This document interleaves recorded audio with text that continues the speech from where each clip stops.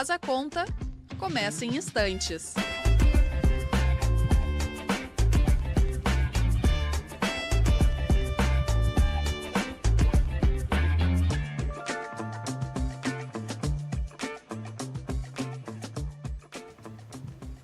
Olá, pessoal! Meu nome é Tatiane Correia, eu sou gerente do Núcleo Jurídico Tributário da FEComércio Rio Grande do Sul e estamos aqui hoje dando sequência à nossa série de podcasts Faz a Conta. E hoje o nosso tema é o impacto da reforma tributária no setor de combustíveis. E eu já vou direto aqui para apresentar os nossos ilustres convidados desta rodada. Estão comigo hoje o senhor João Carlos Dall'Acqua. Ele é presidente do Sindicato de Postos de Combustíveis do Rio Grande do Sul, Sulpetro. Ele é sócio-diretor da rede de postos Pegasus, de Porto Alegre, e é vice-presidente da Federação Nacional do Comércio de Combustíveis e Lubrificantes, a FECombustíveis. Ele atua no ramo varejista de combustíveis desde 1994. Ele é graduado em administração pela Unicinos, tem MBA em identidade empresarial pela Faculdade Antônio Meneghetti e em gestão do varejo de combustíveis também pela Unicinos. Ao seu lado, tenho aqui o senhor Celso Arruda, contador formado pela URGS, pós-graduado em Economia Empresarial pela URGS, pós-graduado em Direito Tributário pelo IDC Rio Grande do Sul. Ele possui cursos de especialização em Direito Societário, Sucessão Empresarial, com ênfase em Constituição de Holdings Patrimoniais e de Participações Societárias. Ele é diretor-presidente do Grupo Método de Consultoria Empresarial, com ênfase nas áreas de contabilidade, auditoria, planejamento tributário e gestão de pessoas. Ele é consultor da Sulpetro nas áreas contábeis e fiscais do segmento de revenda de combustíveis. E aqui ao meu lado, Dr. Fábio Barrichello, advogado, graduado em Direito e Ciências Contábeis pela Universidade Federal de Santa Maria, UFSM, mestre em Direito Tributário pela Pontifícia Universidade Católica de São Paulo, PUC São Paulo. Ele é conselheiro do Conselho de Assuntos Tributários aqui desta casa, FEComércio RS, é conselheiro do Conselho Técnico de Assuntos Tributários da Federação das Indústrias do Rio Grande do Sul, o CONTEC, da Fiergs. Ele é membro da Comissão Especial de Direito Tributário da OAB Rio Grande do Sul. Ele também é membro do Instituto de Estudos Tributários do Rio Grande do Sul e da Fundação Escola Superior de Direito Tributário, a FEST. Então, estou muito bem acompanhada hoje. É uma honra recebê-los aqui, já agradeço em nome da FEComércio. E já abro aqui nosso debate para falar um pouquinho do tema. Vou pedir para o seu João Dall'Acqua falar um pouquinho para a gente, seu João, do trabalho do sindicato. Explica um pouco para o nosso público como funciona a representatividade de vocês e puxando o gancho do nosso tema já as preocupações do setor com relação à reforma tributária. Pois não, muito obrigado, um prazer enorme estar aqui com vocês, especialmente com brilhantes técnicos aqui que vão nos trazer luzes sobre um tema tão complexo e tão necessário para o nosso segmento. O setor de combustíveis, ele é fortemente impactado sempre pela questão tributária. Até a gente teve alguns avanços na questão do ICMS nos últimos tempos, que mudamos de uma situação de cobrança do ICMS individual dos estados para um modelo ad rem, onde é um valor fixo, né? Todos os estados têm a mesma alíquota, que é um valor. Isso trouxe uma calma no mercado. Vocês lembram, pouco tempo atrás, a gente discutia muito aqui no Rio Grande do Sul a competitividade com Santa Catarina, com outros estados, que sobrava a conta lá no posto, né, que o posto tinha que explicar o porquê dessas diferenças. E hoje, não. Essa diferença no ICMS não existe mais. Isso trouxe um alento aos estados, que obviamente arrecadaram, mas tem um fator forte, que é o percentual do ICMS que impacta na gasolina. Hoje é R$ 1,47 por litro que a gente recolhe. Vai passar para R$ 1,57. Em média, dá 24%, 25% do preço final. Então, para ver a magnitude disso é tudo. E nós temos uma preocupação muito grande, porque nem todos os produtos que compõem o nosso segmento estão nesse modelo. O álcool anidro não está ainda no modelo ad rem. E é uma situação que a gente vai ter que avançar, porque não é à toa que surgem operações da Polícia Federal, de Ministério Público Federal, aonde essa questão tributária ela é um forte viés, né, de anomalias econômicas que prejudicam todo o mercado. Que alguém que pratica uma anomalia dessas acaba achando brechas que prejudica todo o mercado, e a gente tem que sempre ter em mente que o bom revendedor, aquele que faz as operações corretas, ele fica à mercê disso aí. A nossa entidade tem 65 anos, o Sulpetro, né? Somos associados à FEComércio, somos filiados à FECombustíveis, então a gente tem uma preocupação muito grande de levar informações ao nosso associado. Que, por mais que tenham grandes redes, que está havendo uma concentração, a imensa maioria ainda é de pequenos e médios revendedores, pequenas famílias. O Dr. Celso está aqui, pode corroborar essa informação, e que tem muita insegurança nas informações. Ele precisa ter uma clareza. Então, o que a gente procura fazer? Levar informações para a tomada de decisão dele da maneira mais assertiva possível. A gente já fez eventos presenciais com o secretário da Fazenda, temos várias inserções da própria assessoria do Celso com a Método, levando as informações que estão disponíveis no momento, porque é isso, é o que tem no momento. A gente não tem um cenário de clareza, de definições para frente. Tudo isso leva insegurança, né? Leva uma retração muito grande. Então, eu espero que a gente possa contribuir aqui nesse nosso bate-papo, levando esse viés da ponta, de quem está lá, que tem que comprar, tem que vender, tem que ter resultado e, ao mesmo tempo, não pode criar passivo, fazer a coisa certa, né? Num país que tem, às vezes, cenários mutáveis. As coisas a gente acha que está definido e muda ali na frente. Essa reforma tributária se fala muito, mas se sabe pouco, né? Esse, no nosso resumo, assim, da ponta lá do revendedor, estamos muito inseguros ainda do que vem pela frente. Falta muita coisa ainda, né? A gente tem uma mudança muito grande. A gente falava antes de começar aqui que a gente não sabe nem a alíquota, né? De algo tão impactante, de algo tão importante. Celso, fala um pouquinho pra gente como funciona a tributação hoje, né? Com relação à monofasia, como vai ficar isso com a reforma? A gente tem aí todos os combustíveis na mesma situação, podem ser incluídos novos combustíveis.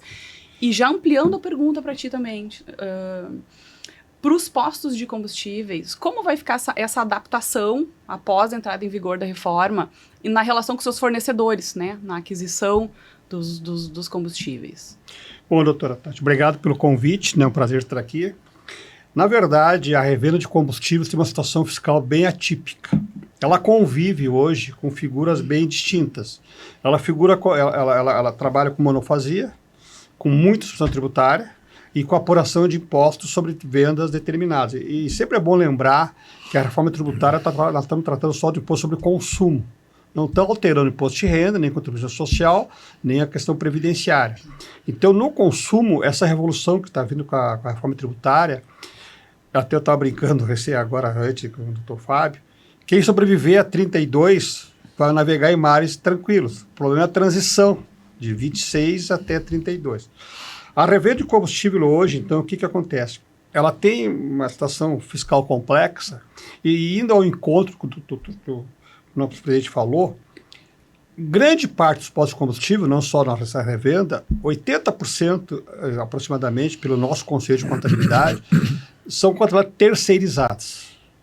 Então, tirando as questões das grandes redes que têm contabilidades internas, isso vai mexer muito com a relação empresário-contador. E aí eu falo como contador e vinculado muito ao CRC e vinculado ao nosso sindicato, o SESCOM.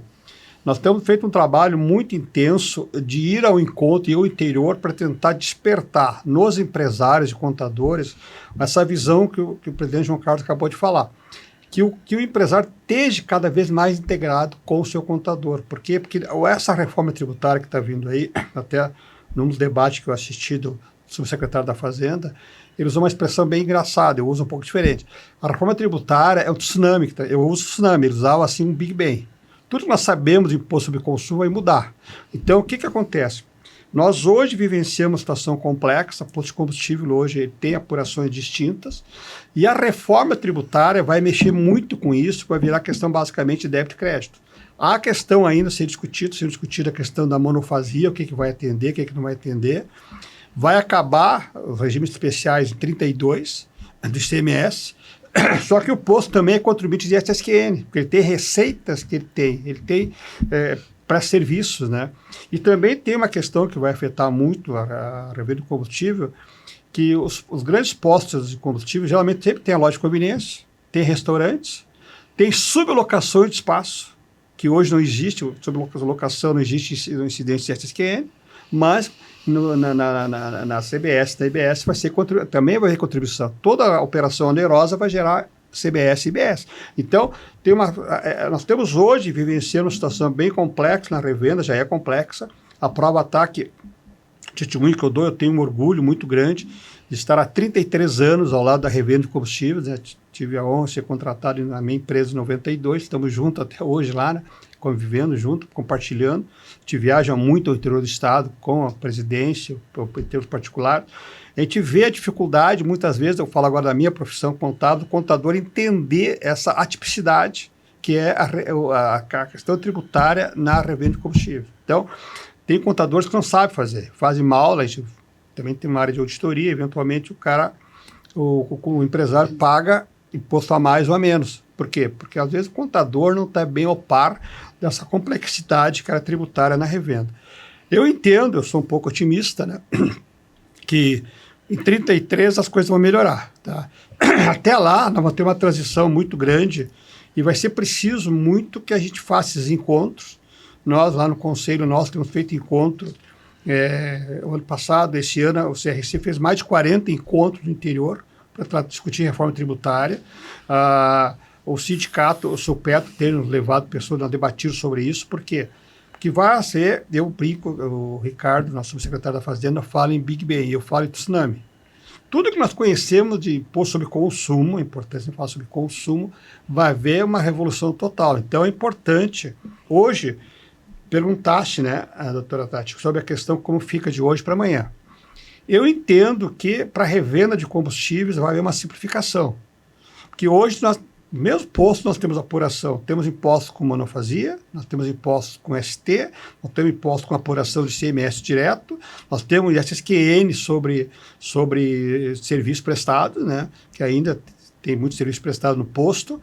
Temos a questão das lojas de conveniência, temos a questão dos restaurantes, e aí, se nós pegarmos a reforma tributária, ela trata de maneira diferente a questão da alimentação.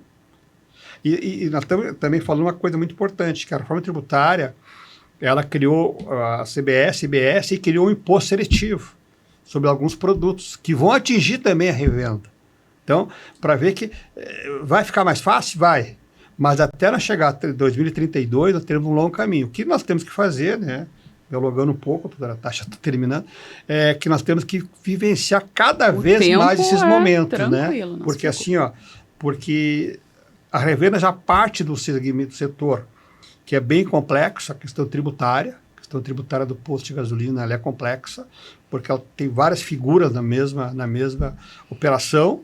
Ela vai partir para um sistema mais simplificado, eu entendo que vai simplificar, e até entendo que para a revenda de combustível, né, bem orientado, integrado com a sua área contábil, com a sua área jurídica, né, participando muito ativamente das entidades do nosso sindicato e essas discussões que tem vários itens, ela vai ter um ganho para 32.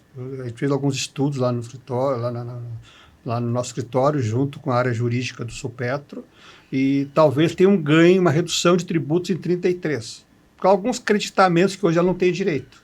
Então, como está hoje, né, doutora Tati, para como nós vamos chegar, eu entendo que vai haver sim uma simplificação. Porque se nós pegar o tripé da reforma tributária, que é a simplificação, transparência e justiça tributária, o presidente João Carlos falou uma questão importante agora. Essa guerra fiscal que existe entre os estados vai acabar. Como é que os estados e os municípios vão se acertar? Eu não sei. Essa é a grande discussão. Que é a famosa PLP 108, né? Que agora foi aprovada no Senado no dia 30, né? Mas que a gente não sabe como é que vai ser. Eles não se acertam nem para isso. Então, esse comitê gestor, eu quero ver como é que vai funcionar, mas vamos esperar. Certo, doutora Tati? Certo. É muito incrível. Enquanto tu falava, eu estava aqui tentando processar a quantidade de peculiaridades, né? De situações peculiares que o setor de combustíveis com a questão da conveniência, a questão até dessa questão de sublocação, né, de Sim. espaço. Então... Hoje, doutora, a sublocação, ela tem, obviamente, não gera ISSQN, né? Mas ela tem reflexo no balanço, obviamente, né? E aqui só uma colocação. É importante também que os postos de combustíveis, normalmente, eles têm que apurar pelo lucro real. Por quê? Porque simples é impossível, até pelo valor do faturamento, que está congelado há 10 anos, que é uma vergonha. Lucro presumido para posto de combustível, ele não é aconselhável. Porque a base de cálculo, eu sempre brinco com o revendedor, da contribuição é 12%. O presidente João Carlos, tudo que ele queria era 12% líquido na revenda, era o sonho dele. Tá? Mas, então fica quase que inviável qualquer posto, qualquer revenda de combustível, optar pelo lucro presumido. Porque a base de cálculo de contribuição social é muito alta. O imposto de renda ele é baixo, 1,6%, está dentro mais ou menos do que o mercado pratica, lucro líquido, na penúltima linha da tributação, mas a contribuição social é muito alta. Então, difícil, eu trabalho já há bastante tempo, algum posto provou para mim que o lucro presumido. Então, a revenda tem que apurar o PIS e a COFINS não cumulativo. Aí entra a famosa questão dos creditamentos. E isso é um ponto positivo na reforma, né, Fábio?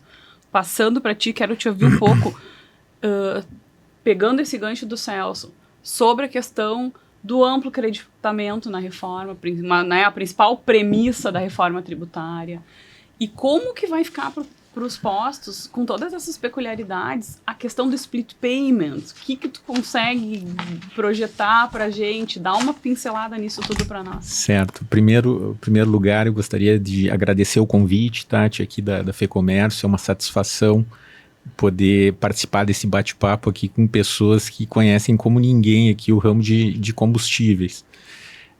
Bom, falando sobre a questão do amplo creditamento, antes de falar sobre o split payment, porque eu acho que o amplo creditamento ele é uma premissa para a gente tratar do split payment. O amplo creditamento ele decorre do fato do IBS e da CBS serem tributos não cumulativos. Bom, mas aí tu vai me perguntar, Fábio, o PIS, COFINS, o ICMS são tributos não cumulativos.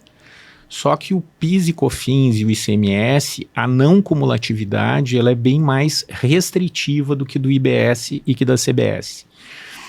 O que é a não cumulatividade? O que é a cumulatividade? A cumulatividade é a cumulatividade de incidência do tributo ao longo da cadeia.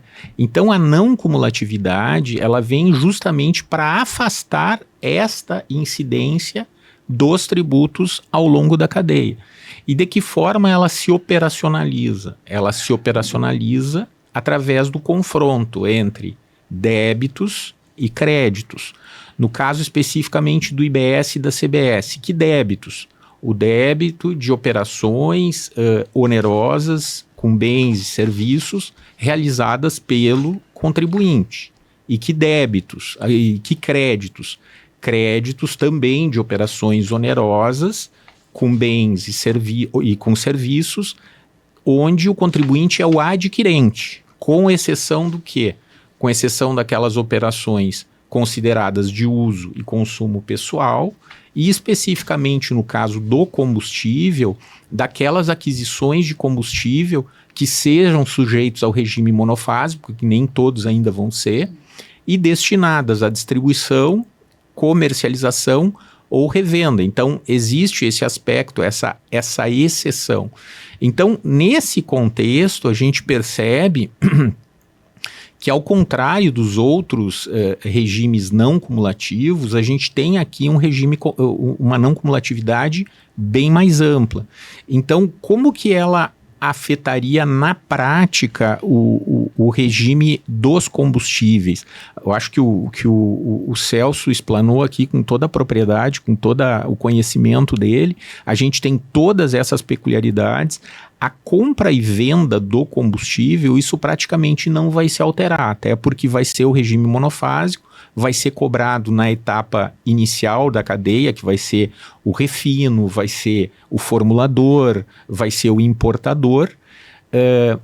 o creditamento ele vai refletir nessas atividades, eu nem diria acessórias, né? Porque hoje, como o João estava dizendo, a margem do combustível ela é tão baixa que o revendedor ele tem que explorar outras atividades no posto. Então é a loja de conveniência, é a troca de óleo, é a lavagem, a lubrificação, a sublocação. Então essas atividades é que elas vão permitir uma ampliação desse creditamento. E essa ampliação do creditamento, e aí também, naturalmente, com todas as observações muito bem postas pelo Celso, pelo conhecimento que tem da área, mas a gente vai ter que analisar produto por produto, segmento por segmento, porque vai ter os alimentos, vão ter as bebidas, os próprios lubrificantes que, embora a previsão é de que ingressasse na monofasia, não ingressaram na monofasia. Então, todas essas especificidades, mas a tendência é que o revendedor possa apurar até saldo credor de imposto, né? E aí, em apurando o saldo credor de imposto, e aí entra uma questão também bastante importante, e vamos dizer assim, vamos acreditar, né, que a devolução do saldo credor tende a ser célere, né? Então, a previsão, de acordo com a Lei Complementar 214, é que no caso de haver saldo credor, esse saldo credor ele teria que ser analisado em até 180 meses, a depender da natureza do crédito. Então, pode ser de 30, 60 ou 180 meses. Se não for analisado, ele vai ter um prazo para ser homologado e pago aquele valor. Então, quer dizer assim, existe sim uma possibilidade, existe esse amplo creditamento, é uma possibilidade concreta, né, é o que a gente acredita. E não necessariamente no setor ali na operação da compra e venda, mas sim nas outras atividades. E especificamente quanto ao split payment, que também é uma grande novidade do sistema, como eu disse, a não cumulatividade ela é um confronto de débitos e créditos. E esse crédito, para ele ser apropriado, isso é uma peculiaridade do IBS e da CBS, é necessário que haja a extinção do débito na operação anterior, o pagamento do débito, a comprovação do pagamento do débito. E aí, inclusive, entra uma especificidade do setor de combustível, que é justamente uma exceção que, naqueles casos onde há aquisição de combustível sujeito ao regime monofásico, é dispensada essa comprovação, né? Então, tá, Fábio, mas se o combustível não dá crédito, para que eu sou dispensado da comprovação? Sim, mas o combustível ele pode ser utilizado como insumo na produção, né? Então, aonde que entra o split payment? Que o split payment ele é uma das hipóteses de extinção do débito do imposto. Então, a Lei Complementar 214, ela listou as hipóteses de extinção. Então, o pagamento, a compensação, o pagamento, que pode ser realizado pelo próprio contribuinte, ou pelo adquirente, ou por quem a lei atribua a responsabilidade, e o split payment. Que o split payment é a extinção do débito na liquidação financeira da operação. Então, assim, sendo muito sintético, porque o split payment demandaria talvez um bate-papo aqui só para tratar do split payment, né?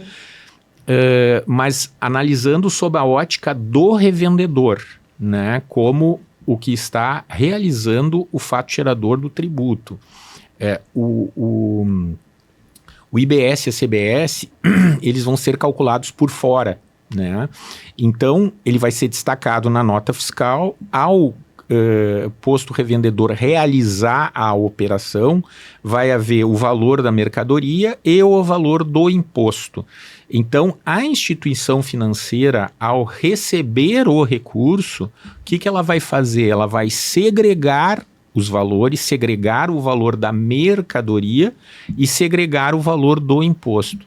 E aí esse valor do imposto ele vai ser remetido para o comitê gestor, depois distribuir conforme né, as regras de competência da Emenda Constitucional 132 e da própria lei complementar. Então, o que vai acontecer a partir de agora? O contribuinte, no caso o revendedor, ele vai receber só o valor da mercadoria. E hoje, no sistema atual, ele recebe da mercadoria e dos tributos. Então, ele tem condições de ficar um tempo transitando, esse recurso transita pelo caixa dele, para depois fazer o pagamento dos tributos. Então, em resumo, respondendo a tua questão, essa questão desculpa, do split payment para o setor de combustíveis, na compra e venda, em princípio, não teria, do combustível não teria esse grandes efeitos. Mas na questão das demais operações, teria esse impacto de caixa. Seria Exato. Aproveitando o gancho Claro, aqui de vocês, o nosso setor está entre as blue chips, né? Então, imagina um estado que praticamente mais de 20% da arrecadação vem desse segmento. E a gente fala de combustível como se fosse petróleo, vem da refinaria. É uma parte. Vamos lembrar que no diesel a gente tem uma parte que vem de usinas de biodiesel, que é aqui no estado, que é vocês podem até me ajudar nessa configuração aí. E na gasolina hoje estamos com 30% de etanol que vem de usinas de outros estados que hoje ainda tem um problema muito sério, exatamente porque não tem a monofasia, temos muitas famosas barrigas de aluguel. Isso. Né? Que é uma situação que nós temos que avançar nisso. Quando o Celso fala que quem sobreviver até 32 vai estar bem, a gente torce muito por isso, porque a gente já viu muitas situações de distorções exatamente por essas anomalias todas. E lembrando que o posto ele compra praticamente 80% ou mais até de uma grande subidora. Né? É uma situação que ele está muito mais preparado que o revendedor. Sim. Para a questão tributária. Mas nas conveniências são N fornecedores. Desde o pessoal do Simples, né, que eu vou pedir que vocês tragam um assunto para fora, porque a conveniência tu está tratando com fornecedores grandes, cigarro, bebida, mas tem os pequenos fornecedores. Como é que vai ficar essa cadeia de fornecimento? Né? Porque falaste bem, se nós não buscarmos fontes alternativas de receita, a margem da gasolina, ela não está mais bancando o resultado do negócio. Né? Então, por isso que tem até essa concentração e tudo mais. E se nós estivermos fazendo coisas erradas e caindo, às vezes, em buscas de milagres, de tributos que a gente vai buscar e depois vem a conta errada, ainda inclusive com multa e tudo mais, então nós temos que estar muito claro nisso, e esse é o papel, eu acho, da entidade. Né? Ela ter as informações, levar o máximo de informações possível para o revendedor e que ele tome sua decisão. Porque isso é uma situação que a gente tem que estar muito claro. A decisão é do empreendedor. Né? A nossa função é levar números, luzes e informação para que ele possa tomar sua decisão. Pegando um gancho, né? Na verdade, o que o Fábio falou, a reforma tributária ela tem 542 artigos. Está cheio de situações especiais. O combustível é uma delas, né? Imagina se não fosse para simplificar, né? Entre 542 artigos. Então, eu queria voltar essa questão que o Fábio muito bem levantou. Primeiro que tu vai ter que ter uma preparação das empresas quanto ao fluxo de caixa. O que acontece hoje? Hoje eu tenho a venda do mês e eu pago o PIS e a COFINS dia 25 do mês subsequente. Na hora, como o Fábio muito bem explicou, que já vai direto para o governo, eu vou perder esse fluxo de caixa. Então, o empresário, mais uma vez, vai ter que se preparar para isto. Né? E uma segunda questão também, o gancho que o presidente falou agora, é que na loja de conveniência, nós temos todo segmento trabalha muito com empresa do Simples Nacional. E o Simples Nacional, ele vai sofrer uma transformação. Nós até brincamos lá no nosso conselho que ele vai virar um Simples Nacional Frankenstein. Porque, veja bem, o Simples Nacional, o pessoal acha que é um imposto único, não é. Ele é composto de vários impostos na alíquota que o pessoal se enquadra. Ele tem todos os impostos enquadrados. Eu vou tirar os impostos de consumo do Simples Nacional. Tem os dois casos, né? Que eu posso ficar, eu posso mudar. Mas se eu lá no posto, eu compro lá o doce lá de uma confeiteira, por exemplo, que é pessoa física, ela vai lá e me vende. Eu só vou poder usar se ela me gerar crédito. Todo mundo, né? E tiver o documento fiscal, né? Tiver o documento, e ela tiver pago o imposto. Exatamente. Então, veja bem, eu sou um otimista, né, por natureza, mas eu acho que essa transição ela vai demandar muito envolvimento do empresário tentar para isso. Hoje, até nós brincávamos esse dia lá com a minha equipe lá, que a gente, quando fez faculdade de ciências contábeis, uma cadeira que não dá muita bola era a faculdade de custos. não sei que a gente fosse lá para trabalhar em indústria, né? Hoje, nós vamos ter que voltar para a faculdade e aprender a fazer curso. Nós vamos ter que assessorar o nosso cliente. E aí, uma questão que eu falo, às vezes, para os empresários nem sabem quanto eles estão ganhando. A grande verdade é essa, que eles botam ali uma margem e tal, mas lá no fundo. Então, nós vamos ter que voltar, nós vamos ter que reaprender a fazer contabilidade de custos para ajudar nós como contadores, nossos clientes. Por quê? Porque tudo vai ser importante. Eu tenho loja de conveniência aí, praticamente todos os postos têm loja de conveniência. Qualquer posto vai ter a loja.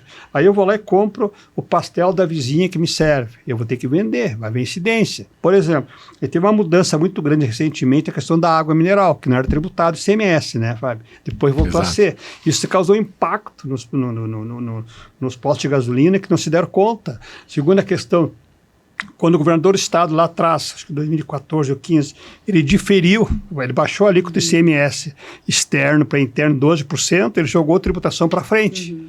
Vários empresários não se deram conta, continuaram calculando como tivesse que era 17 e era que era só de 12. Então, já foram mudanças, já mexeram com a formação de preço.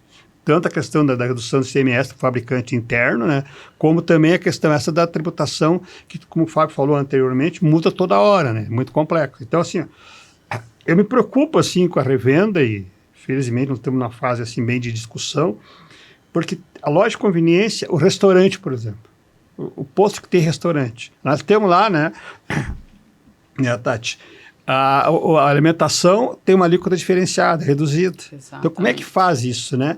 Então, vai ficar mais fácil? Vai. Mas eu vou ter que pegar num posto de combustível, que eu tenho combustível monofásico. Eu tenho o lubrificante, por exemplo, ele vai continuar fora. Eu vou ter que continuar por aí. Aí vem uma questão muito clara. Eu compro lubrificante das distribuidoras, às vezes de um revendedor, de um atacadista e tal. Eu tenho que ir lá controlar se ele pagou ou não, por questão do creditamento, que o doutor Fábio muito bem falou. Então, essa complexidade nos postos no segmento da revenda de combustível vai continuar, porque eu vou ter que olhar com um olhar de lupa cada atividade. Eu tenho um restaurante, eu vou ter base de cálculo diferente, né, Tati? Eu vou ter a questão lá na loja de conveniência, eu sempre brinco assim, aquela vizinha que faz pastel ali, que a gente usa assim de maneira figurativa. Vai ter que ser uma empresa, e o doutor Fábio muito bem falou, eu vou ter que ter a nota do documento fiscal, eu vou ter o pagamento do imposto para poder usar o meu crédito, senão eu vou ter a minha margem que eu tenho ali. Esse dia me ligou um cliente, um associado do sindicato do interior, que está apavorado que ele está pagando muito ICMS na loja de conveniência dele. Por quê? Porque ele compra muita coisa sem crédito e vendia na loja de conveniência. Eu digo, olha, não tem uma solução. Porque aquela solução que o pessoal vende, às vezes, são parentes aqui. Eu tenho meu posto de combustível, meu nome, e a loja de conveniência, o nome da minha esposa. Isso não existe. Isso não existe. Então, assim, ó, é importante que essa transição, que a gente esteja sempre observando isso, né? Que vai haver simplificação? Vai. Mas na revenda de combustível vão ver ainda essas complexidades. Até as coisas se ajustarem. Fala um pouquinho dessa questão do Simples, né? A minha empresa do Simples que vai vender pro posto ali. Exatamente. Então, só antes de falar sobre essa questão do Simples, voltar num ponto inicial que tu levantou, Tati.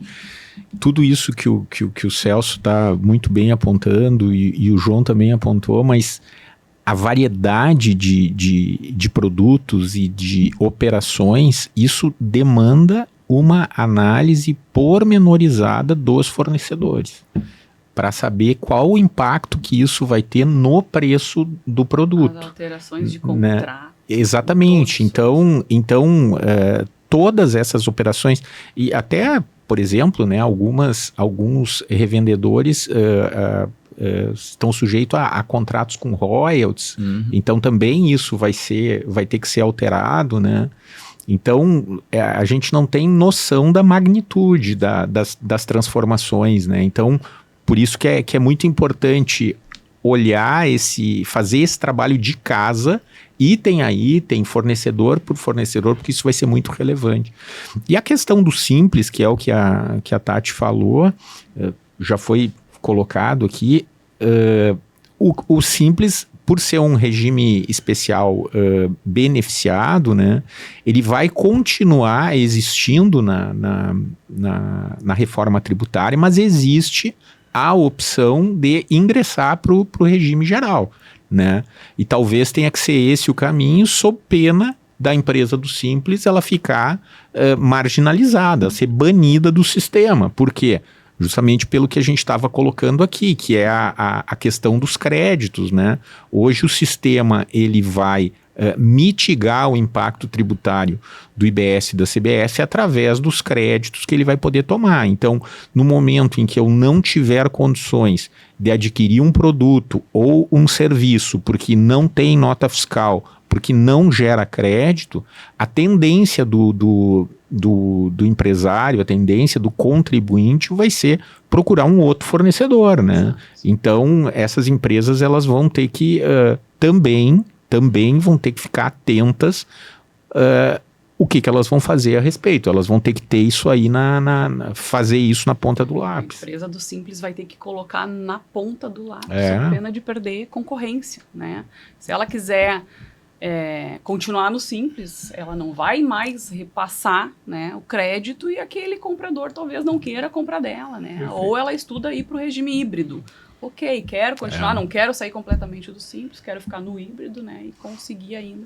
Senão vou ter que dar desconto, né, talvez ela tenha que dar um desconto, não, talvez seja mais fácil realmente ficar no regime híbrido e poder repassar o crédito. Exato. Já estamos recebendo esse tipo de proposta, do desconto. Nós não queremos mudar, queremos ir partir para o desconto. A gente começou já a fazer uma avaliação individual, tu não vai poder nos fornecer. Não, a gente vai dar o desconto que vocês precisam. Então, são decisões. Sim. Agora, imagina, Tati, esse assunto tributário por si só é um emaranhado fantástico. Aí, no posto de gasolina, ele tem uma questão ambiental violentíssima, que ele tem que estar ligado. O revendedor tem que estar atento a toda a legislação ambiental. Tem uma legislação de segurança, bombeiro, tudo isso, trabalhista e tudo mais. Se eu não estou bem informado, esse assunto tributário é chato, é doído, é duro, e alguém vai fazer para mim. E se ninguém fizer, pior ainda. Então, para tiver a importância que nós levar esse assunto para fora, trazer ele para ser discutido. Seu João, e como é que o senhor tem visto, assim, dado tudo que já foi levantado aqui, foi falado, a necessidade que eu vou ter de segmentar todas essas atividades no posto, segmentar, rever contratos, preços. Até que ponto o senhor acha que os revendedores estão se dando conta disso, assim? Eu diria o seguinte, os mais profissionalizados, obviamente, já estão na frente, né? Não é à toa que tem grandes redes já trabalhando nisso aí.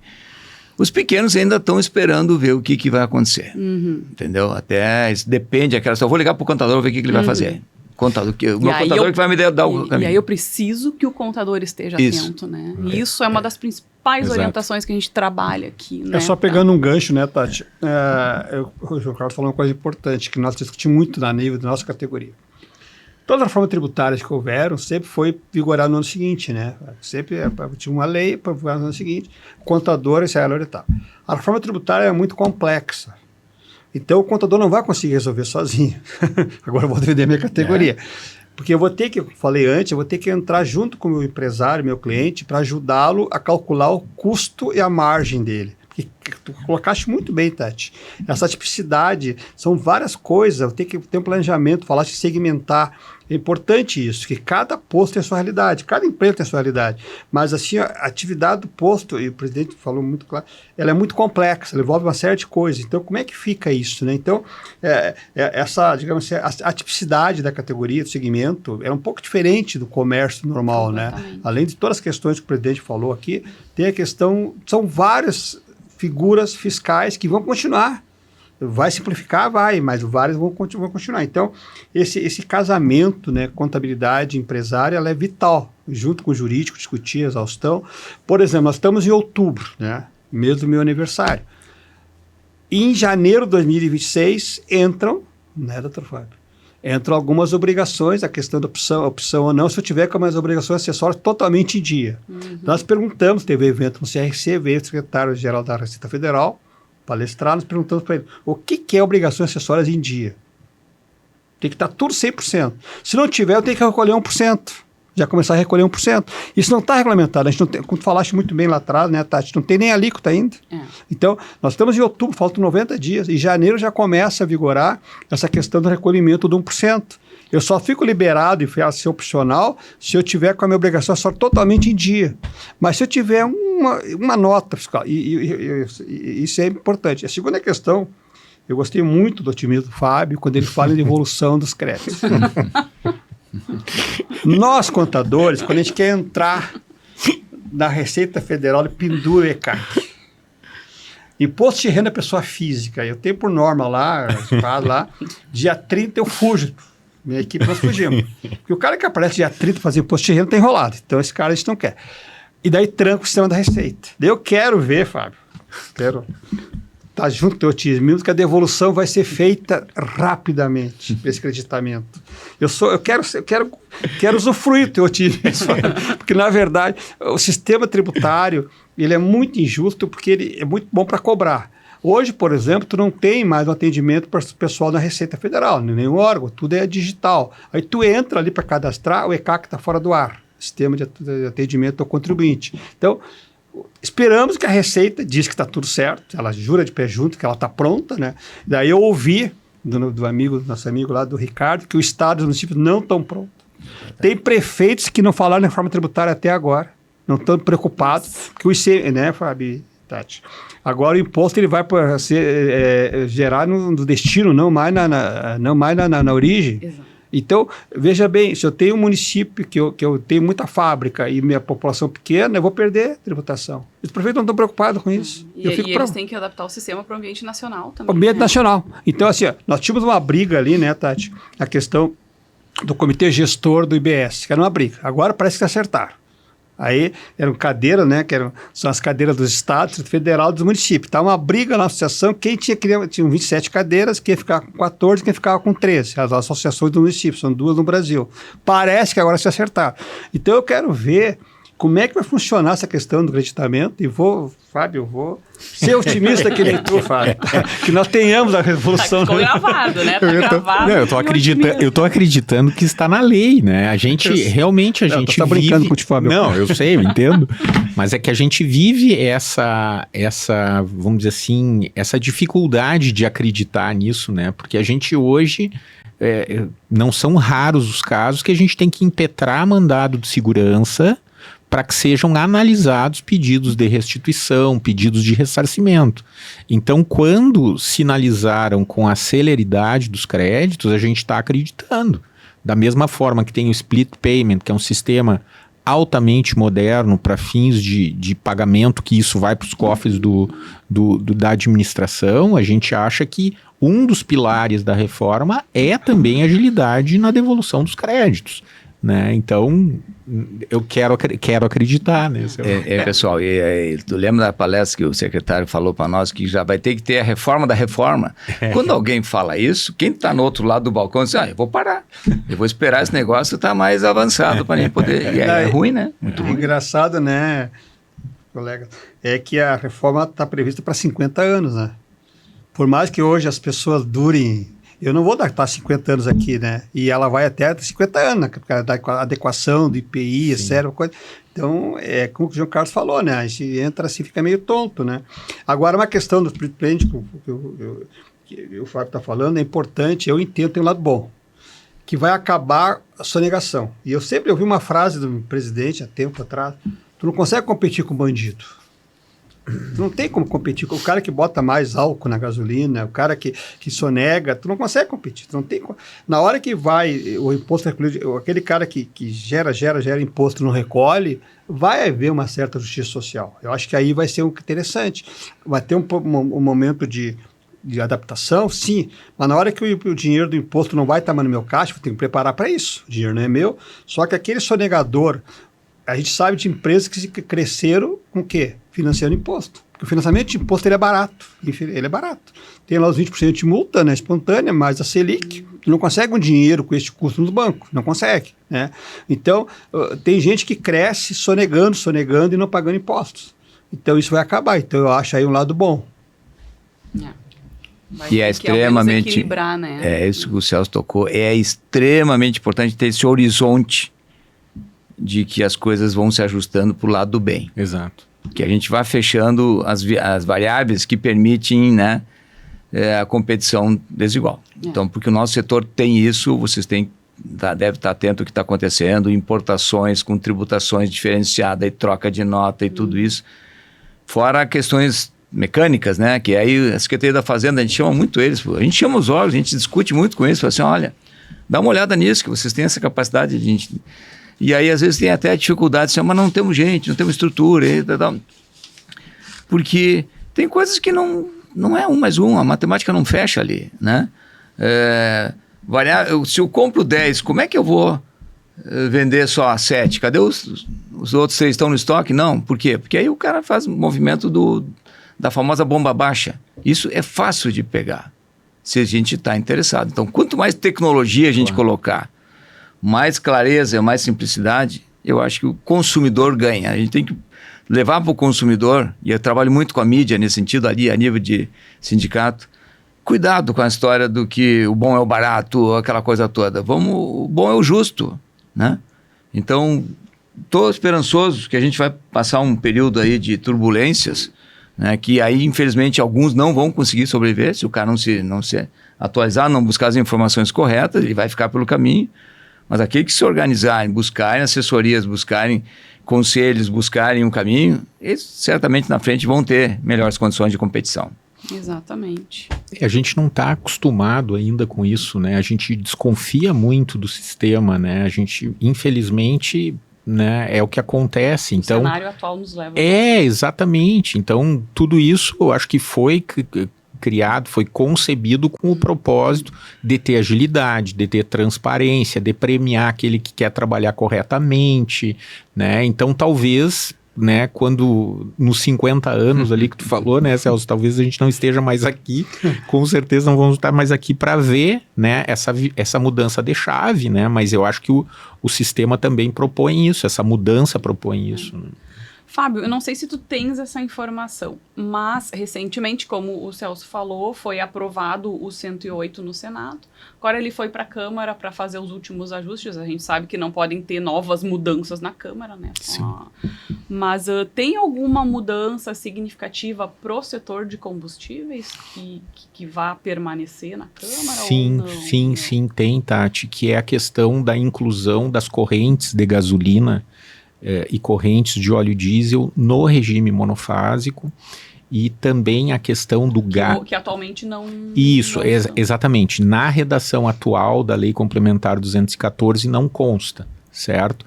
E isso é um problema porque, por exemplo, essa redação que foi incorporada ao PLP 108 é a redação da CID, combustíveis. A CID combustíveis prevê...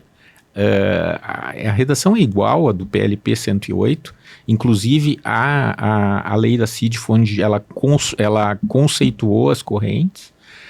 Essa mesma previsão não consta na Lei Complementar 192, que é a lei complementar que trouxe a monofasia pro ICMS.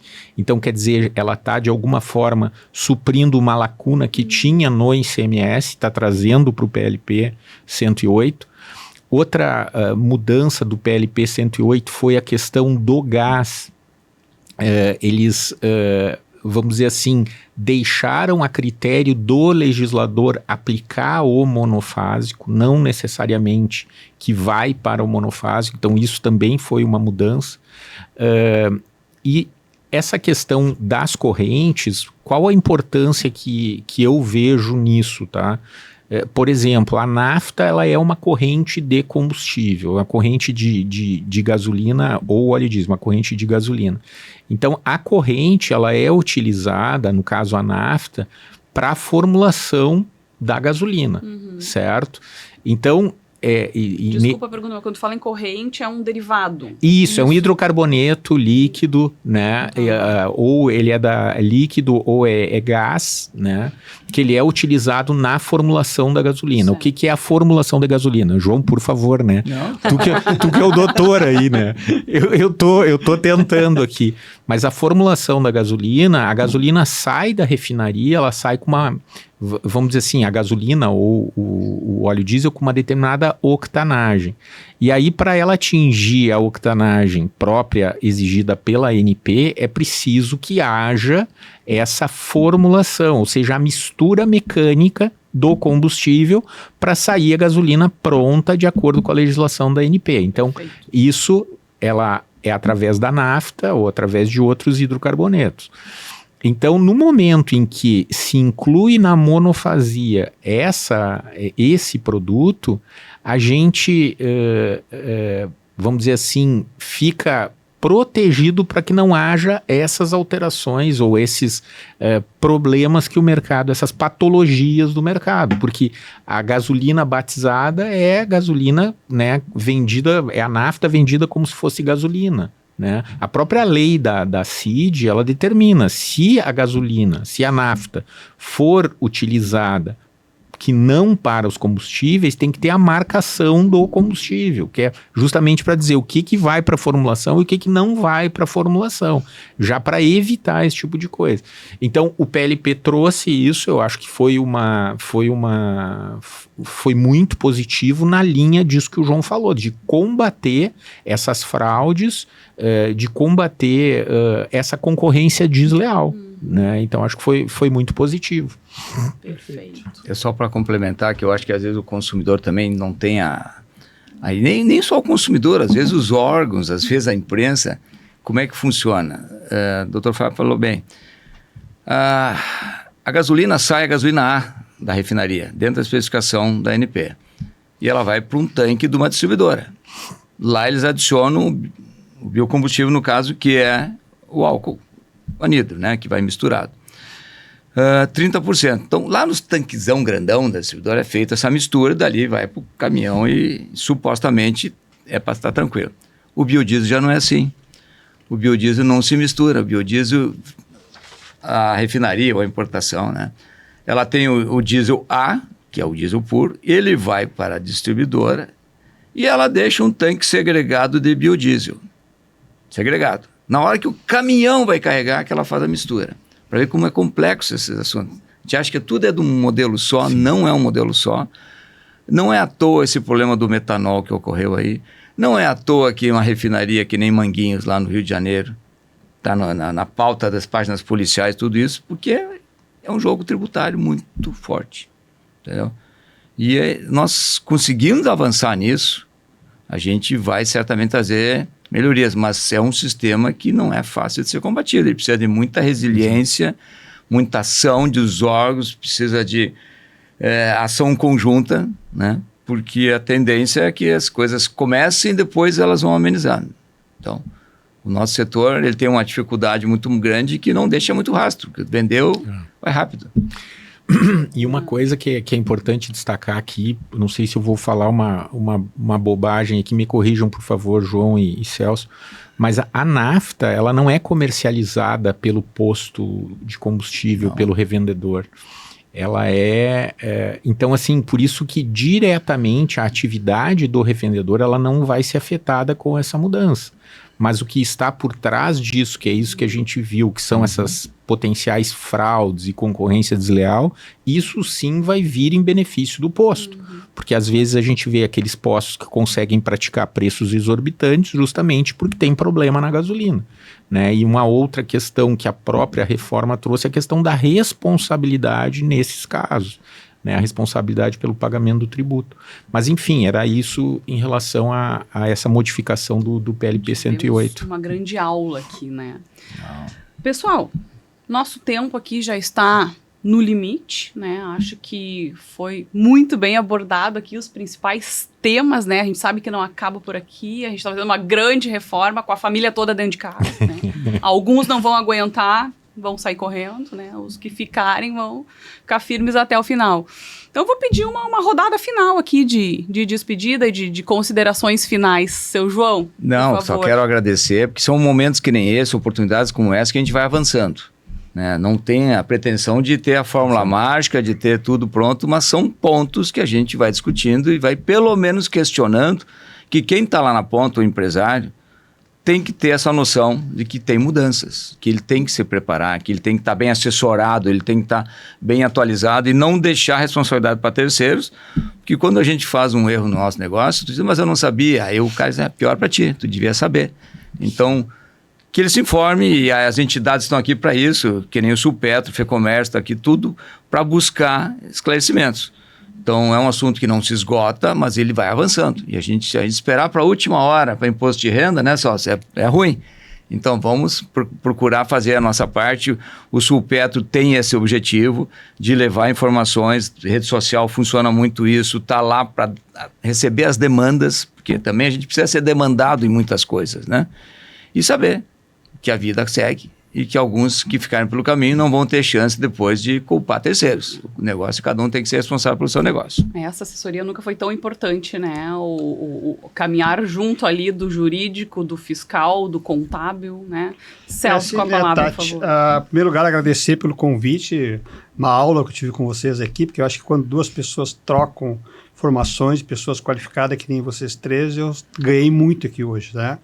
Eu vou muito ao encontro do que o presidente falou, os empresários têm que estar atentos a isso, né? Profissionais da contabilidade, nós lá no conselho e no sindicato em trabalha muito isso, porque na área contábil também, como eu falei lá atrás, praticamente em torno de 80%, 85% das empresas têm contabilidade terceirizada, escritório de contabilidade, né?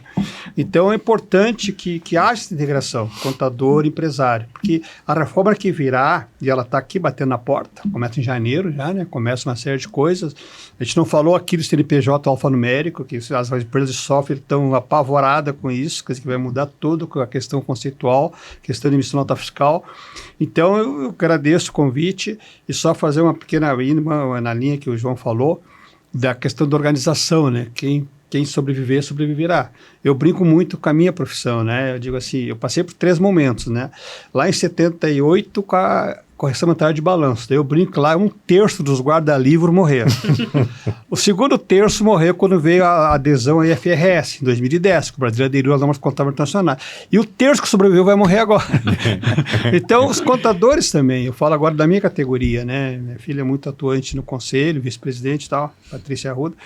Mas tem que estar, e eu agradeço muito aqui o convite de vocês, aprendi muito com vocês, e eu acho que esse trabalho que a FEComércio faz junto com as entidades, sindicatos, Sulpetro, é vital para despertar no empresariado, na sociedade. A minha filha sempre usa que vai ser uma coisa mais justa para a sociedade. Talvez acabando com sonegação, acabando com questão de guerra fiscal entre o Estado, que o contribuinte possa ver, não é chegar no posto de combustível do João e achar que o João está cobrando muito caro pelo litro de gasolina. Quanto tem de imposto ali dentro? Ninguém sabe. 38%, 40%, qual é a carga tributária no litro de gasolina? Os caras acham que está ganhando dinheiro é o João Carlos. Na verdade, essa transparência a gente vai melhorar. Falando agora, vou na linha do otimismo também. Vou ficar otimista também, né? Acho que a sociedade vai ficar mais transparente, mais justo, e talvez tenhamos uma sociedade tributária, né, melhor a partir dessa reforma tributária. E muito obrigado pelo convite, tá, Tati? Obrigado mesmo. Temos que ser otimistas, né? Não dá mais. Quem ainda não acredita na reforma vai ficar para trás, né? Tá aí, né? É o que temos e temos que lidar agora e tentar acreditar que vai dar tudo certo, né? Com certeza.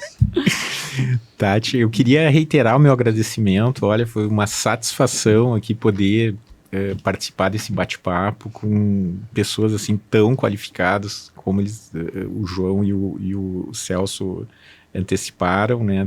Assim, também aprendi demais aqui. Também na linha do João, eu acho que a gente tem que conversar sobre isso, né? O setor de combustíveis aqui, a gente mexeu de forma muito superficial aqui com as coisas. Quanta coisa teria para aprofundar sobre isso, né? Então, assim, foi uma oportunidade ímpar em relação a isso. Gostaria de enaltecer, aproveitar a oportunidade aqui, mas enaltecer esse trabalho que vocês vêm fazendo, a FEComércio vem fazendo junto aos associados, né, como o Celso disse.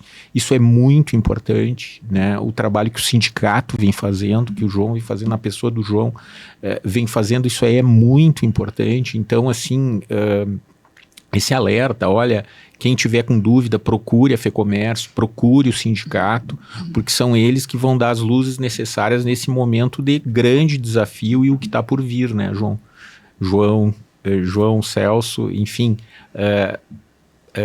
são essas palavras finais que eu gostaria de colocar. Muito obrigado, Tati. Pessoal, parabéns, né, para cada um de vocês pelo trabalho que vocês vêm fazendo, né, nas suas atividades, nos seus setores. E muito obrigada por terem aceito o convite, né, dedicado esse tempinho para fazer esse bate-papo. Agradeço em nome da FEComércio, agradeço vocês que nos assistem. Lembro que a gente tem no site da FEComércio todos os podcasts que a gente vem gravando, a gente está fazendo esse trabalho com todos os setores representados pela FEComércio. Depois do podcast, a gente tem uma oficina prática, eu não tenho data ainda aqui, vai ter uma oficina prática, né, para que as empresas possam vir, os contadores possam vir, para tirar dúvida, né, para fazer cálculo. Acompanhe o site da FEComércio, então fiquem de olho nas nossas redes sociais. E a gente encerra por aqui. Muito obrigada.